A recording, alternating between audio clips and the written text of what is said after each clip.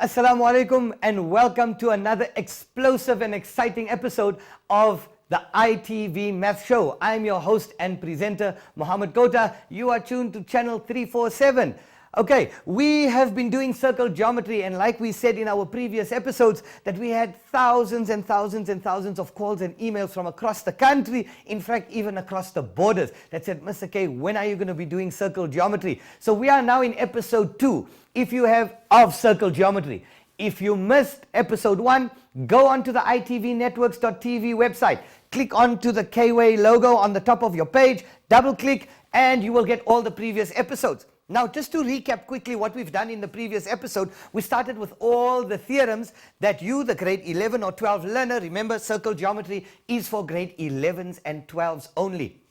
So, if you missed the previous episode, we have covered all the theorems from grade 5. We started with an introduction of geometry and what are all the theorems that are required for you to know in order for you to attack a mathematics rider. And what did we explain to you? What was a rider? A rider is a complex geometric shape with unknowns that you need to solve.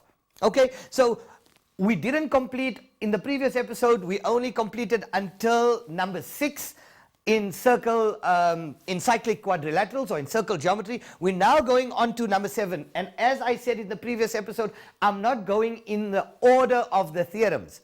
Okay, so I'm just giving you all the theorems that are required for you to know under circle geometry. So let's get started, guys. I hope you guys have got your pens, your papers, your books, and I hope you guys have opened up a file and started taking down all these notes.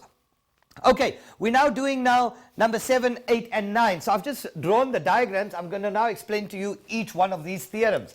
Okay, before we actually start attacking, and I'm going to do some graded set of riders, meaning that I'll start you from easy going up to the most difficult or the most complex one that you could see in the exam.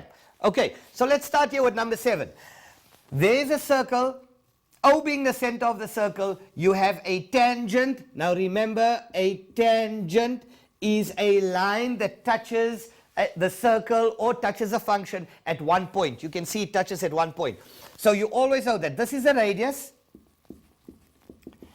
And the theorem that when you see this shape in your exam, you know that a radius is always perpendicular or 90 degrees to a tangent. So here we go. We say radius 90 degrees to a tangent.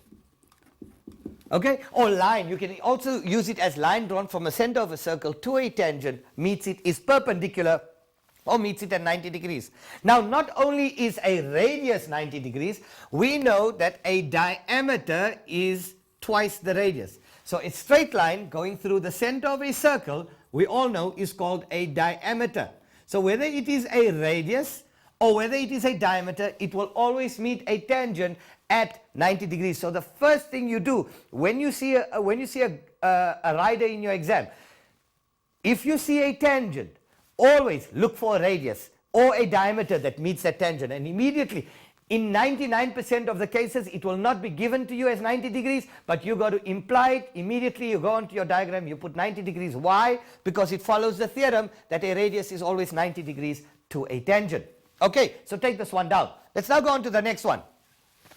A diameter subtends, and I explained to you in the previous episode what is the meaning of the word subtend. You take your fingers, you put it at the end of the two lines, and you follow the line through to where it meets at the circumference. So here we go. We've got our fingers on the diameter. The diameter subtends a 90 degrees at the circumference. So the theorem here would be a diameter subtends 90 degrees at the circumference.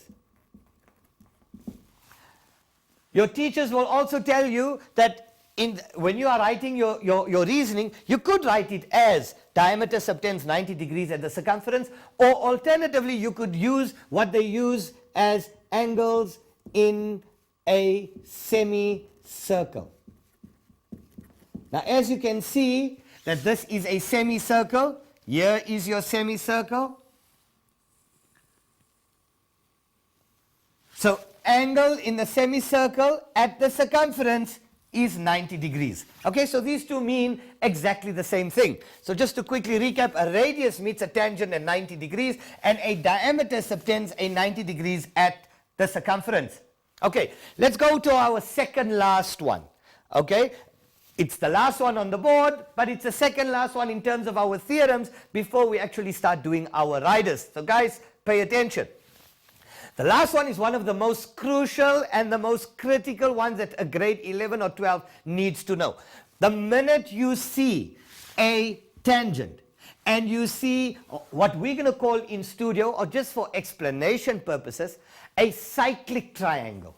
Cyclic triangle means all 3 points of the triangle must touch the circumference. So there's a triangle, all 3 points touching the circumference, and it meets a tangent. And we know that this here is called the tan-chord theorem. So I'm just going to write it here. Tangent, tan for tangent, chord, tan, chord. So here we have the tangent chord theorem. And what does this theorem state?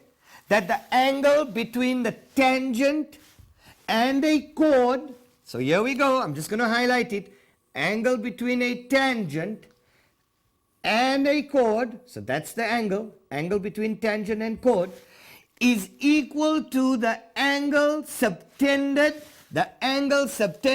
at the circumference in the alternate segment. So this would be the first segment here, this would be in the alternate segment. So angle, this is the actual theorem. What does it state? That the angle between the tangent and the chord is equal to the angle subtended at the circumference in the alternate segment. So obviously we know if this is 80 degrees from here to here, if you measure that and that gave you 80 degrees, and if you measured this angle here, that angle would also be 80 degrees. The same would apply on the reverse side. If this was 60 degrees, angle between tangent and this chord would equal to the angle subtended at the circumference in the alternate segment, and that angle there would be 60 degrees. And obviously here you would know, if you had to complete this, 60 plus 80 is 140, and angles on a straight line add up to 180 degrees. So 60 plus 80 is 140 plus 40 will give you 180, and we know we're right because sum of angles of a triangle also add up to 180 degrees. So we've just justified, we have just proven that angle between the tangent and chord is equal to the angle in the alternate segment at the circumference. So please guys, make sure that you understand these and that you take them down.